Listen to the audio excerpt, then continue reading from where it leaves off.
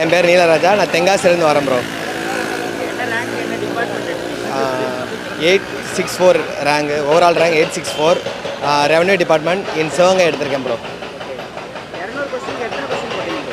167 போட்டேன் bro. Second, ரெண்டாவது அட்டம் 163 போட்டேன் ப்ரோ. டெய்லி டெஸ்ட் ப்ராக்டிஸ் போட்டேன். இன்ஸ்டியூட்லேயும் சரி அவுட் சைடும் சரி டெஸ்ட் போட்டிருந்தேன். தினமும் பயிற்சி பண்ணியிருந்தேன் ப்ரோ.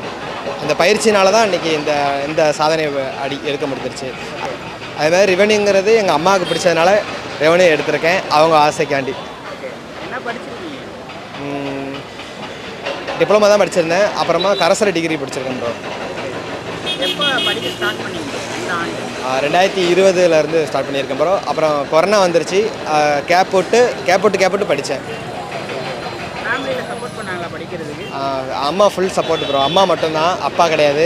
அம்மா மட்டும்தான் ஃபுல் சப்போர்ட் பண்ணி படிக்க வச்சு இன்றைக்கி ரெவன்யூ டிபார்ட்மெண்ட் ஆக்கியிருக்காங்க. எனக்கு ரொம்ப சந்தோஷமாக இருக்குது. அது மாதிரி தங்கச்சியும் படிச்சுட்டு இருக்கா.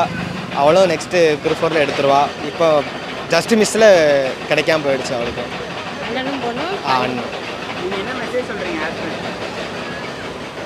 என்ன சொல்கிறேன்னா, எல்லாராலையும் முடியும். படிக்கலை நம்ம இத்தனை வருஷம் அத்தனை வருஷம்லாம் இல்லை, 6 மாதம் படித்தாலும் போதும். டெய்லி கண்டினியூட்டியாக படித்தா கண்டிப்பாக எடுத்துடலாம். ரொம்ப சந்தோஷமாக இருக்குது. ஆனால் என் 3 பிள்ளைகள் ரொம்ப கஷ்டப்பட்டு வளர்த்தேன். ஆனால் இவன் முதல்ல எனக்கு பட்டதாரி வேலை எடுத்திருக்கான். ரொம்ப சந்தோஷமாக இருக்குது. இதே மாதிரி 2 பிள்ளைகளும் போகணும். எல்லாருக்குமே நான் ஒன்று சொல்லுதேன். ஆனால் முதல்ல எடுத்த உடனே நம்ம போகலையே அப்படிங்கிறது ஒன்று மனசுக்குள்ளே தோணக்கூடாது. அப்படி தோணிட்டா எல்லாத்துலேயுமே நம்ம கோட்டை விட்டுருவோம். அடுத்தடுத்து நம்ம போயிடுவோம் அப்படிங்கிற ஒரு நம்பிக்கை நம்மளுக்குள்ளே வரணும். நம்பிக்கை வச்சா கண்டிப்பாக போகலாம்.